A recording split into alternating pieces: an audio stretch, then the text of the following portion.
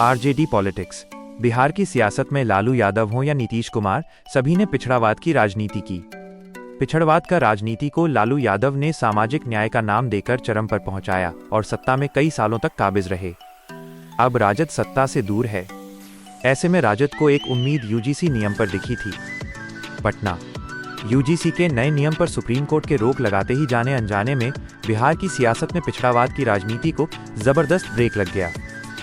बिहार की सियासत में एनडीए की राजनीति के बढ़ते कदम से परेशान राष्ट्रीय जनता दल राजद ने यूजीसी के नए नियम के सहारे बिहार की सियासत को कई दशक पहले वाले मंडल युग में लाने की जो कोशिश की थी, उस पर फिलहाल विराम मिल गया है। आखिर राजनीति का ऐसा क्या फलाफल पाने से चूक गया राजद, जिसके चलते उनके गलियारों में नाराजगी का दौर चल पड़ा। चलिए समझते हैं। सामाजिक न्याय बनाम पिछड़वाद। कांग्रेस को सत्ता से बेदखल का खेल बिहार की सियासत में पिछड़ावाद की राजनीति के सहारे ही संभव हुआ। इस पिछड़वाद की राजनीति कर्पूरी ठाकुर के आरक्षण से शुरू हुई। वो राजद सुप्रीमो लालू प्रसाद यादव के समय सामाजिक न्याय के नाम पर चरम पर पहुंची। सत्ता परिवर्तन के इस खेल में पिछड़वाद की राजनीति जब तक परवान पाई, तब राजद की राजनीति बुलंदी पर सवार थी।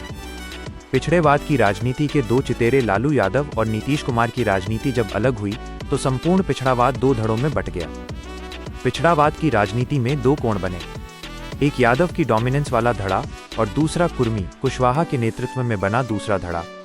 इस दूसरे धड़े का नेतृत्व नीतीश कुमार के हाथ में था। पिछड़ों की राजनीति विभाजित हुई और नीतीश कुमार के धड़ा को बीजेपी का साथ मिला। बिहार की सियासत में एनडीए की सत्ता का उदय हुआ और फिर सत्ता की आंख मिचौली शुरू होती गई। इस नियम के आने के बाद समाज फिर अगड़ा और पिछड़ा में बंट गया। अब जिस पार्टी का आधार वोट सवर्ण है, उसने मौके की नजाकत को समझते चुप्पी साध ली। इस चुप्पी में भाजपा के साथ एनडीए के साथी दल तो थे ही, राष्ट्रीय कांग्रेस के रणनीतिकार भी इस चुप्पी के साथ